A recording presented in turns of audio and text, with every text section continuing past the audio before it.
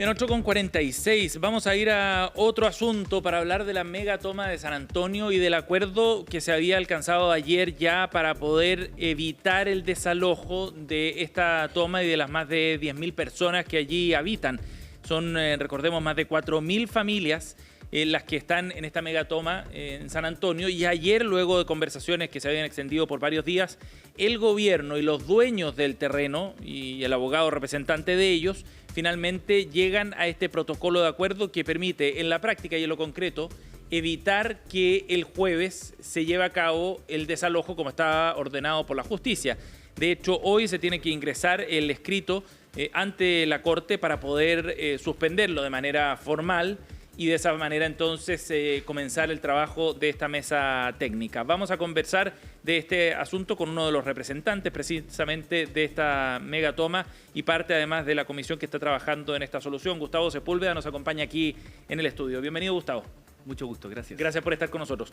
Gustavo, bueno, finalmente se llegó a un acuerdo muy cerca del plazo, en una situación muy tensa además y que generaba mucha preocupación. Primero, ¿cómo quedan ustedes después de este protocolo de acuerdo que se alcanzó ayer? Bueno, primero, antes de ir al fondo, aclarar que si hemos llegado a esta instancia, ha sido la mesa investigativa, en donde yo la integro, soy parte de ella, en este momento estoy en la vocería, pero hemos logrado aplazar sistemáticamente este desalojo mediante la vía de la acción ante el recurso de protección.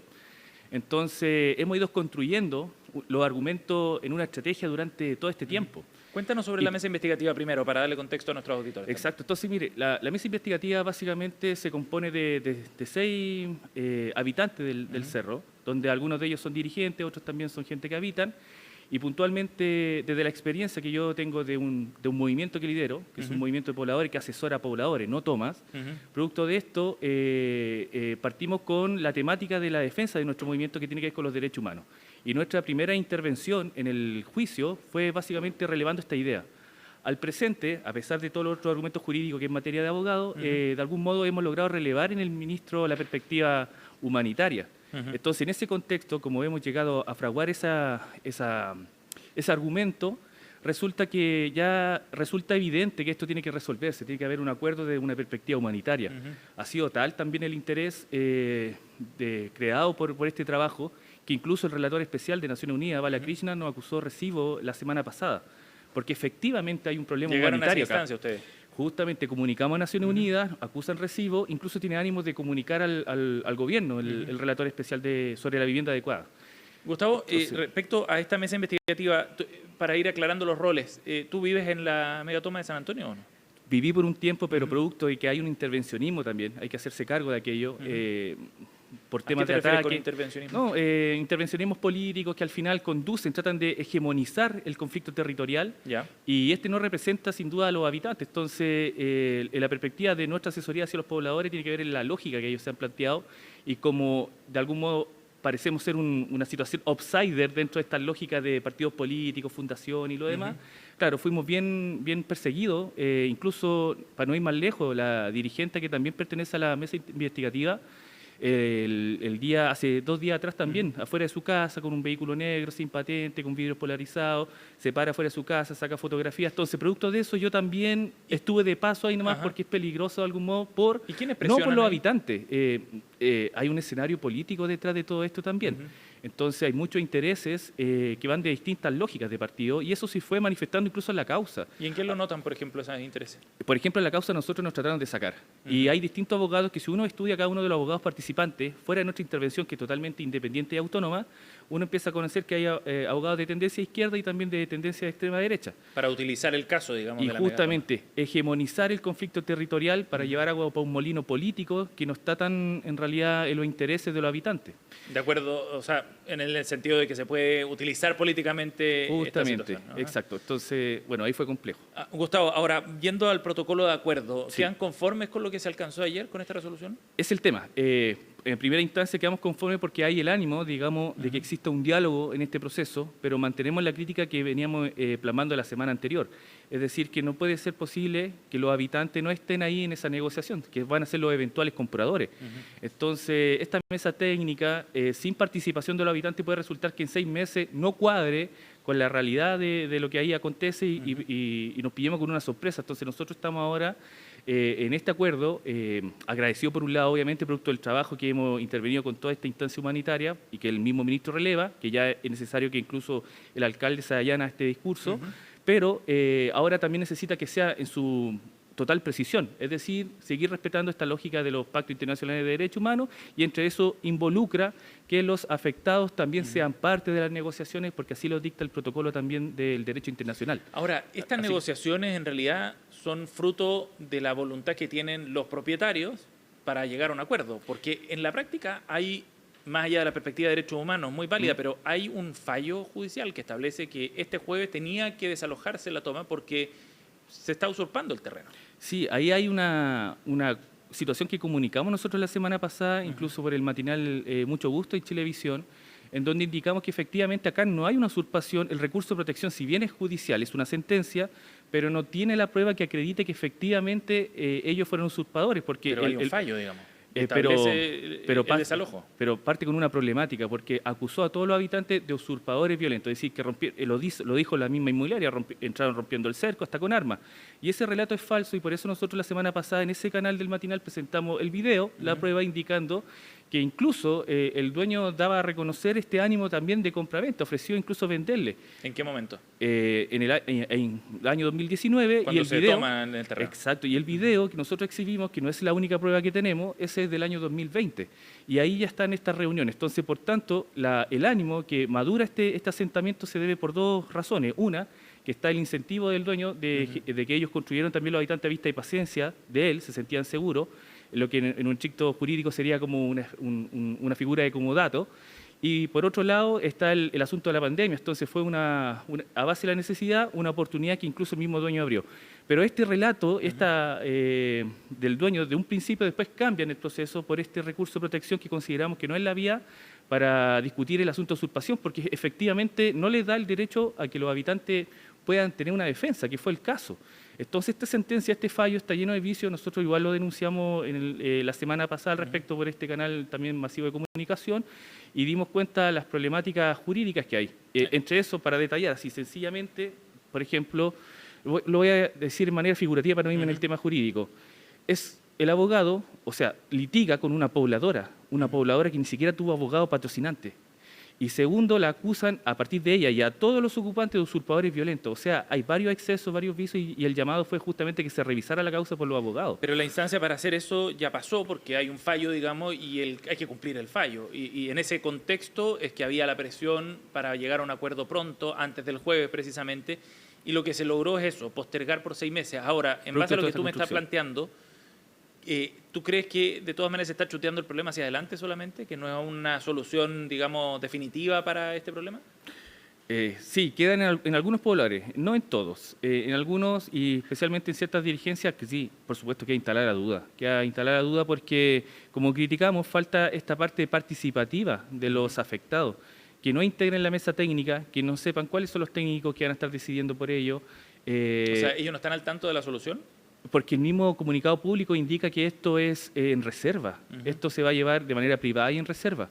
Y es súper explícito el comunicado público del Ministerio. Entonces, ¿por qué es el motivo de seguir en audiencias privadas que también no está bajo la lógica de un acuerdo adecuado según el derecho internacional? Esto tiene que ser audiencia pública, hasta que vaya el vecino a saber qué es lo que se está avanzando, tramitando. Gustavo, lo que planteas es que en este contexto de solución los vecinos no están de acuerdo necesariamente porque no están al tanto de los detalles del acuerdo. Los vecinos sí están de acuerdo. Las dirigencias ponen la observación por estas pequeñas condiciones que no están respetando de algún modo una transparencia. Porque se entiende que la solución pasa precisamente porque los propios vecinos, ¿no?, de quienes habitan la toma, conformen, por ejemplo, cooperativas. Y en ese proceso se genera esta federación de cooperativas para que los propios vecinos, con ese instrumento, compren el terreno y se puedan instalar ahí definitivamente. Esa solución sí, esa la coge. De hecho, la mesa investigativa tiene el apoyo de 25 dirigencias, que son las más numerosas. Cada una representa a su comunidad y todas están en la línea de conformación de cooperativas porque es una solución que los mismos pobladores pronunciaron en el 2019-2020 cuando conversaban en estas reuniones con los dueños. Ya, no ok, es una o sea, solución nueva. Para ir rodeando los puntos, entonces, esa solución está validada, digamos. Exacto, por los pobladores, lo de la cooperativa. El Perfecto. proceso es lo que estamos cuestionando. Ajá. En estos 6 meses, el proceso que no puede ser hermético, secreto, privado, sino que tiene que ser público, con los habitantes, los afectados y los pobladores, también con su equipo técnico profesional, que sea una mesa El problema es que transparente. los mismos dueños del terreno han pedido que haya un solo interlocutor también, ¿no? Porque, claro, negociar con 10.000 personas que habitan ahí en la toma es imposible. Exacto. Bueno, hay actores válidos. Entonces, eso es lo que ahora iremos nosotros comunicando, partiremos con el alcalde, con el ministro, pidiendo audiencia, para hacer indicar cuáles son los actores válidos que se necesitan para que las comunidades también tengan ¿Y el ministro esta seguridad. Montes es un interlocutor válido para usted?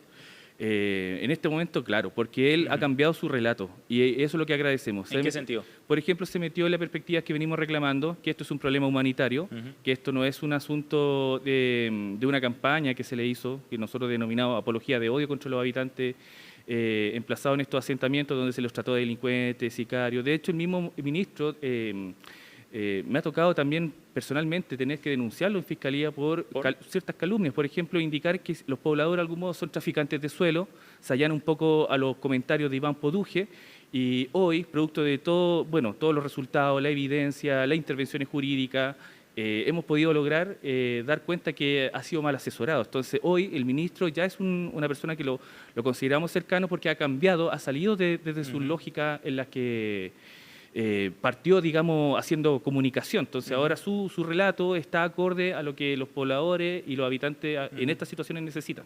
Gustavo, ¿y ustedes han visto o ven más bien ánimo de parte de los habitantes de la toma para conformar estas cooperativas? Viene un proceso que igual es largo, porque conformar una cooperativa no es un asunto tan liviano, digamos, ¿no? Justamente. Hay que pasar por procesos legales, generar una estructura, genera derechos para quienes forman parte de la cooperativa, pero también una serie de obligaciones. O sea, es un proceso complejo.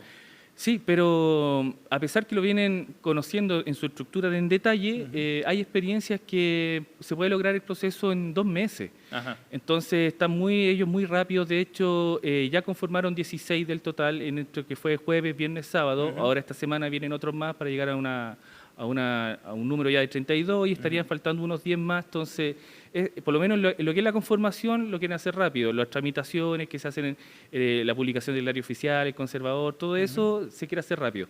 El entendimiento, por supuesto, de los deberes y lo demás es un trabajo que se está haciendo de manera acompañado por parte de la delegada del ministro Montes. Porque acá se va a generar un compromiso de pago, por ejemplo. Sí. ¿No? O sea, serán las cooperativas las que tendrán que pagar el crédito correspondiente para financiar la compra del terreno. Sí, pero esto como viene reconocido mediante la autoridad, da una confianza a ese habitante en, digamos, juntar este dinero y ponerlo en la cuenta bancaria que va a ser al nombre de la cooperativa, y sienten el respaldo en estos últimos meses por parte del ministerio, y el cambio de relato cuadra con lo que ellos necesitan, entonces da confianza. Hay disposición respecto al mecanismo, entonces. Sí. Se lo pregunto porque hay algunas voces, en particular desde el Partido Comunista, por ejemplo, que plantean derechamente que esto debería expropiarse. Exacto. ¿Esa es una tesis que validan también a algunos habitantes de la toma?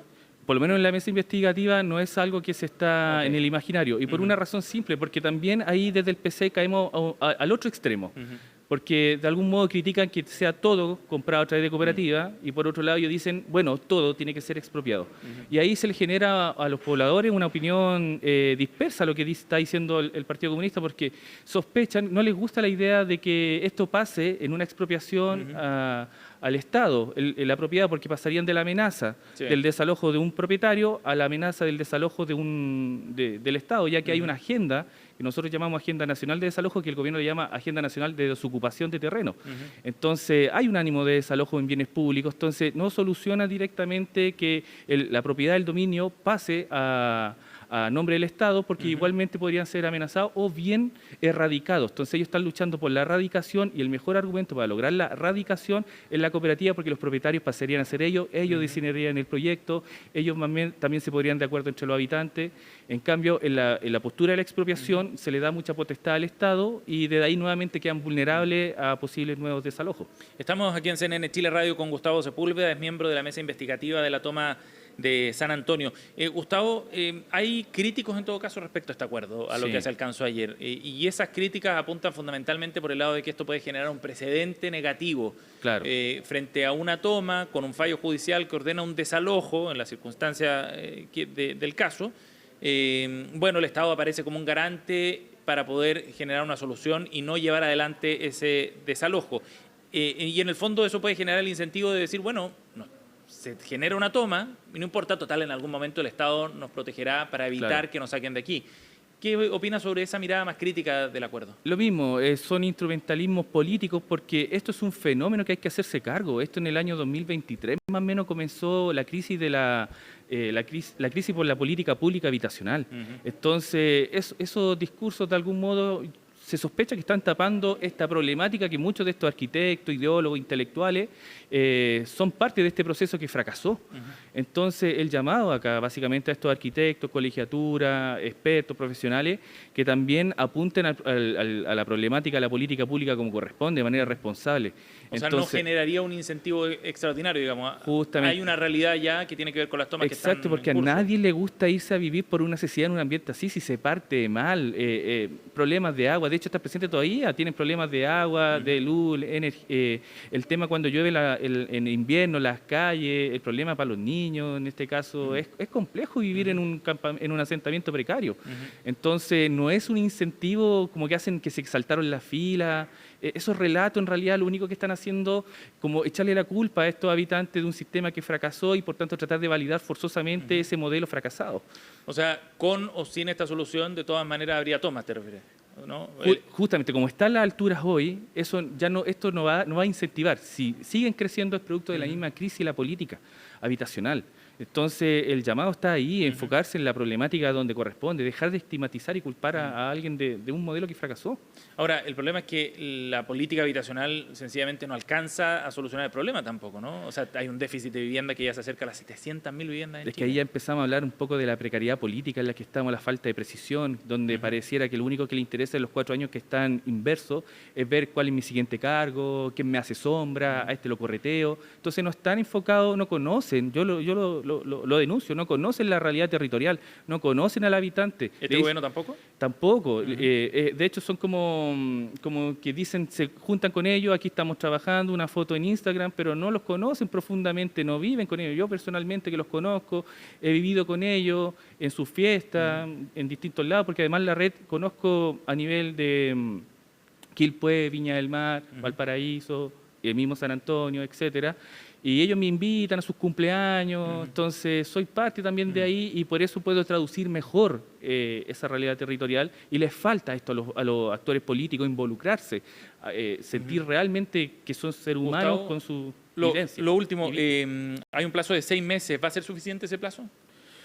Es poco. Nosotros por eso en los juicios también nos allanamos a la idea de solicitar suspensiones por mínimo 1 año, que también consideramos que era poco. Pero en lo que hay nosotros acogemos para poder, en ese ritmo, muy acotado por supuesto, tratar de aportar y no estar entorpeciendo el proceso de cooperativa. Gustavo Sepúlveda, miembro de la Mesa Investigativa de la Toma San Antonio, ha estado con nosotros aquí en CNN Chile Radio. Gracias por haber venido, Gustavo. Perfecto. Buen Gracias día. por la invitación.